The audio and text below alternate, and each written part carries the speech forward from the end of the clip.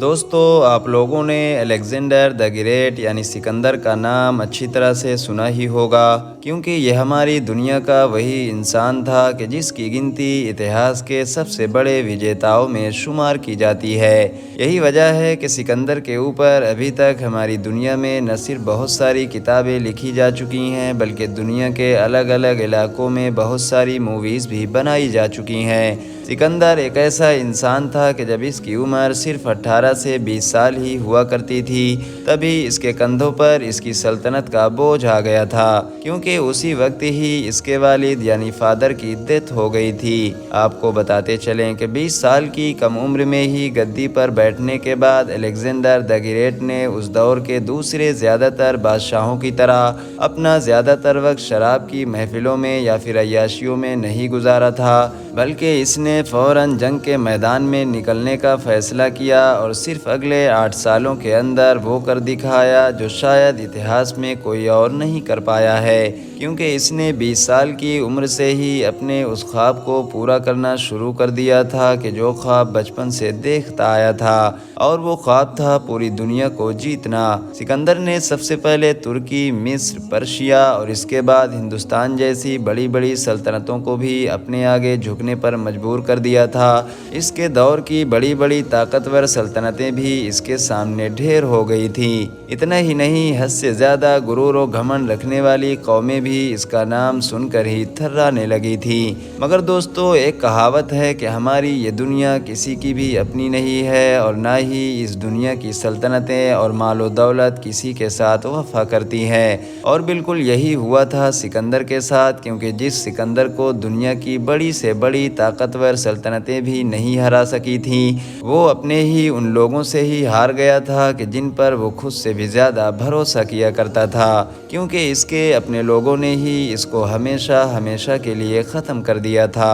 ارشن production کے knowledgeable friends, آپ کو جان کر شاید حیرانی ہوگی کہ سکندر جیسے طاقتور انسان کی موت صرف اور صرف 28 سال کی عمر میں ہی ہو گئی تھی۔ اس کے موت کے فوراً بعد اس کے بیوی بچوں کو، یہاں تک کہ اس کی اپنی سگی ماں کو بھی بڑی بے دردی کے ساتھ مار دیا گیا تھا۔ اس کی چھوڑی ہوئی سلطنت پر بھی اس کے سپہ سالاروں نے قبضہ کر لیا تھا اور آپس میں اس کو توڑ کر بانٹ لیا تھا۔ سکندر کی موت کے کچھ دنوں کے بعد ہی اس کے نام کے سوا اس کا اس دنیا میں کچھ بھی نہیں رہ گیا تھا۔ مگر دوستو، یہ یقیناً ایک حیرانی کی بات ہے کہ سکندر جیسا طاقتور جسم رکھنے والا ایک انسان صرف اور صرف 28 سال کی عمر میں کیوں مر گیا تھا۔ اگر بات کریں اتہاسک طور پر تو اس بارے میں زیادہ تر اتہاس کار اپنی الگ الگ رائے رکھتے ہیں۔ کچھ اتہاس کار سکندر کی موت کا ذمہ دار حد سے زیادہ شراب پینے کو بتاتے ہیں، تو وہیں کچھ ہسٹورین کا یہ بھی ماننا ہے کہ ملتان کے راجا یعنی پورس سے جنگ کرتے وقت سکندر کے ایک ایسا زخم لگ گیا تھا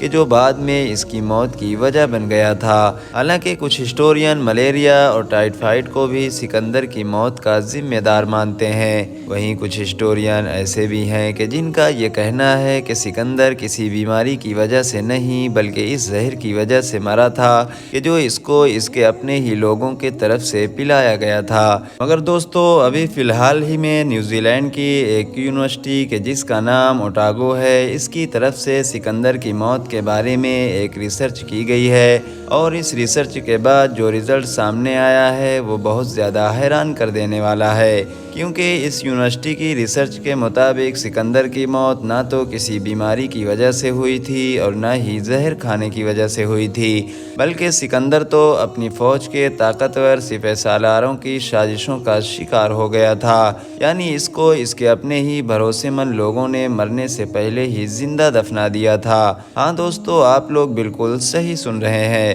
اس یونیورسٹی نے یہ دعویٰ کیا ہے کہ سکندر کو جس وقت دفنایا گیا تھا اس وقت سکندر زندہ تھا۔ دراصل دوستو، یونانیوں کی کتابوں میں سکندر کے بارے میں یہ بات تو کلیئرلی مینشن ہے کہ سکندر کی جب موت ہوئی تھی تو اس کی لاش اگلے 5-6 دن بعد بھی سڑنا شروع نہیں ہوئی تھی، اور اس چیز کو یونانی لوگ سکندر کے نہ صرف کرشمے کے طور پر دیکھتے ہیں بلکہ اس کو اسی کی وجہ سے ہی ایک دیوتا بھی مانتے ہیں۔ اس ریسرچ میں یہ دعویٰ کیا گیا ہے کہ سکندر کوئی دیوتا وغیرہ نہیں تھا بلکہ وہ تو اپنی موت کے وقت اپنے ہی قریبی اور بھروسے مند لوگوں کی سازشوں کا شکار ہوا تھا۔ ساتھ ہی ساتھ اس ریسرچ میں یہ بھی بتایا گیا ہے کہ آخری وقت میں سکندر ایک ایسی بیماری کا شکار ہو گیا تھا کہ جس بیماری میں انسان کی پوری باڈی کام کرنا ہی بند کر دیتی ہے۔ انسان اپنے آس پاس کھڑے ہوئے لوگوں کو تو دیکھ پاتا ہے مگر ان سے کوئی بھی رابطہ یعنی بات چیت نہیں کر پاتا ہے، اور سکندر کو اس بری حالت میں پہنچانے والا انسان اس کا کوئی دشمن نہیں بلکہ اس کا اپنا ایسا کوئی انسان تھا کہ جس پر وہ اپنے سائے سے بھی زیادہ بھروسہ کیا کرتا تھا،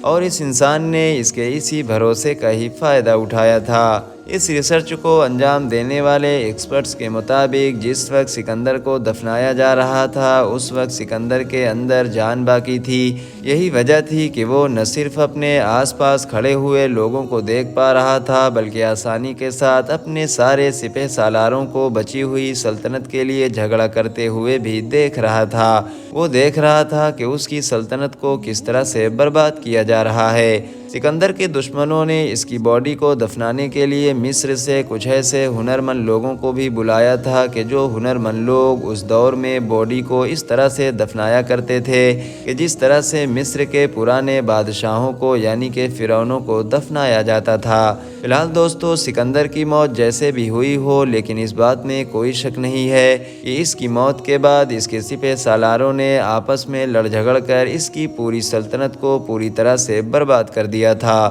سکندر کے بیوی بچوں کو یہاں تک کہ اس کی اس ماں کو بھی قتل کر دیا گیا تھا کہ جس ماں کی محبت کی وجہ سے اس نے اپنے باپ کو بھی چھوڑ دیا تھا۔ سکندر کی موت کے بعد سکندر کے سپہ سالاروں کی آپسی لڑائی کا ہی نتیجہ تھا کہ سکندر نے جتنی تیزی کے ساتھ اپنی سلطنت کو بڑا کیا تھا اس کی موت کے بعد اس کی سلطنت اتنی ہی تیزی کے ساتھ ختم بھی ہو گئی تھی۔ فی الحال دوستو، آج کی اپنی ویڈیو کو ہم یہیں پر ختم کرتے ہیں۔ ویڈیو پسند آنے کی صورت میں نہ صرف ویڈیو کو لائک کریں بلکہ اپنے دوستوں کے ساتھ بھی ضرور شیئر کریں۔